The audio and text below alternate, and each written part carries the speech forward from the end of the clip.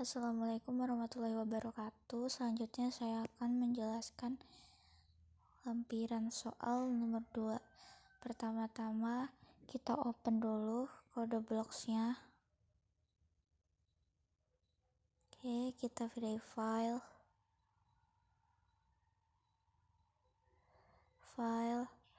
C++ sort and go.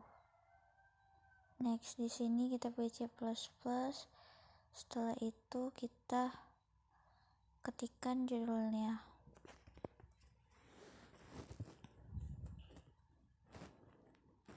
Oke, untuk program kali ini kita akan mencari sisa pembagian dari dua variabel, yaitu sp1 dan sp2.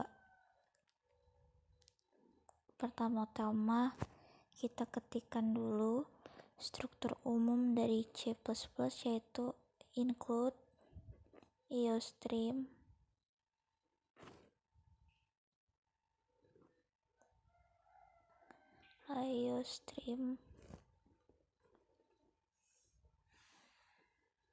setelah itu using namespace std tanda titik koma, setelah itu int main buka kurung, dan kita mulai program dengan tanda kurung kurawal terbuka. Di sini kita deklarasiin dulu tipe data sama variabel yang mau kita gunain. sp1, sp2, k, m, j, h, z, z. Setelah itu kita ketikkan judulnya, yaitu cout menentukan sisa pembagian sp1 dan sp2.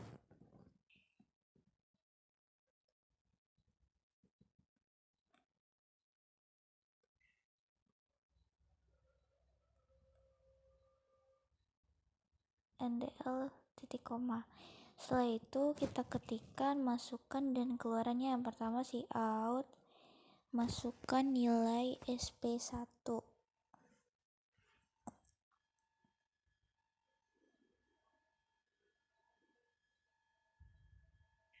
cin sp1 semikolon. Oke, cout yang kedua cout masukkan nilai sp2,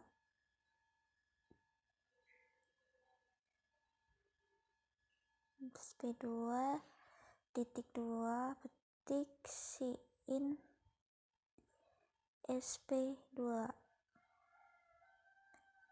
Nah, di sini kita menggunakan struktur if else if karena lebih dari satu kondisi. Kondisi yang pertama, misalkan sp1 itu lebih besar daripada sp2. Nah, kita open tanda kurung kurawal. Di sini kita inisiasikan dulu kalau misalkan k itu hasil dari sp1 dimodkan dengan sp2.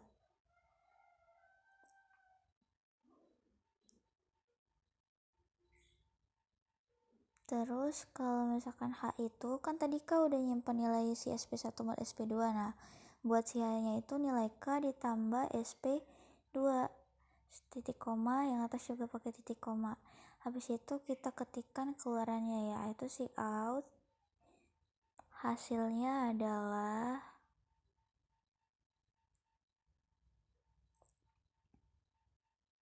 si nilai H itu sendiri.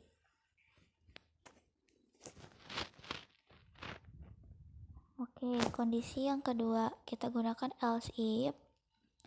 Misalkan si SP1-nya ini lebih kecil daripada SP2. Nah, kita buka lagi tanda kurung kurawal terbuka, kita inisiasikan lagi. Kalau misalkan di H itu hasil dari SP1 dimodkan dengan SP2. Terus kalau J itu hasil dari nilai K ditambah SP1. Nah, di sini aku ada yang salah. Harusnya itu SP2 dimodkan SP1 karena di soal ketentuannya kayak gitu. Jangan lupa tanda titik, koma. Habis itu kita ketikkan lagi si outnya, hasilnya adalah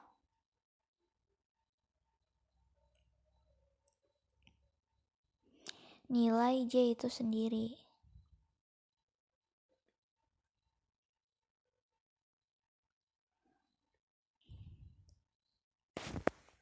And the all. Oke, kita masuk ke kondisi ketiga. Apabila kita gunakan lagi else if, apabila nilai SP1-nya itu sama dengan SP2. Open lagi, tanda kurung kurawal terbuka. Inisiasikan lagi, syaratnya di soal, kalau misalkan nilainya sama itu SP1 sama dengan SP1 ditambah 7. Buat si SP2-nya itu, nilai SP2 itu sendiri dikurangin 3. Nah, variabel ini nanti tuh akan disimpan di Z. Kita inisiasikan Z itu SP1 dimodkan dengan SP2. Lalu kita ketikkan keluarannya yaitu si out.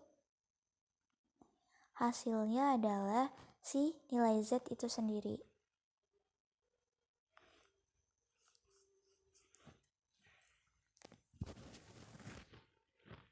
LNDL. Nah, setelah udah diketikin semua, kita build and run. Oke, di sini banyak errornya ya. Nah, ini si variabelnya ada yang error. Terus di line ke-7 itu aku gunain titik 2, harusnya itu titik koma. Nah, di sini harus dirubah dulu nih, banyak kesalahan.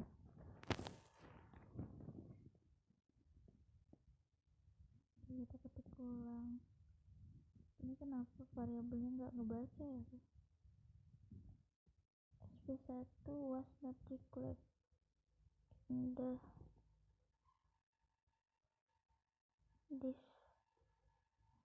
kan nggak ngebaca si variabelnya. Kayaknya udah, kita ganti dulu. Kita build and run lagi. Oke, masih error. Kita cari dulu kesalahannya apa di sini. Oke. Sorry banget layarnya mati ya, guys.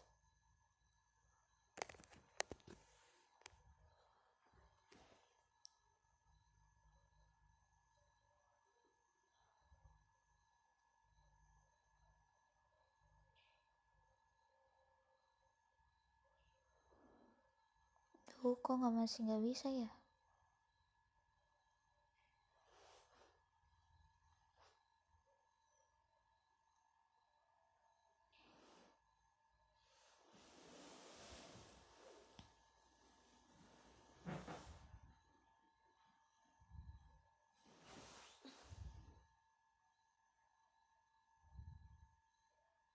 Masih pending.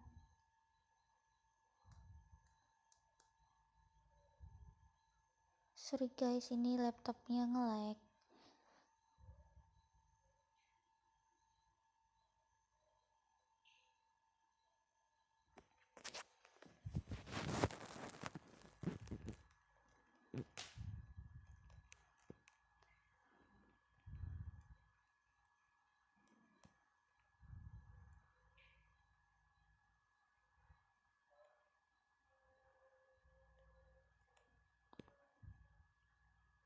Aduh, lama banget. Lama betul.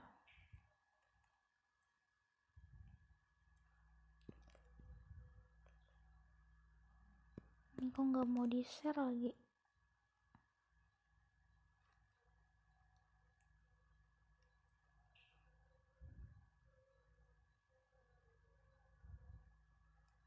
Nah, oke, baru bisa. Oke, kita build and run. Semoga bisa.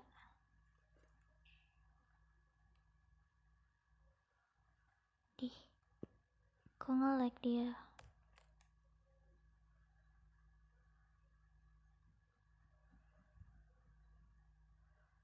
Oke,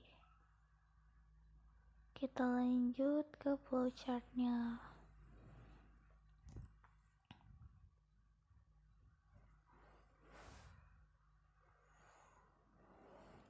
Oke, jadi dibuat flowchartnya.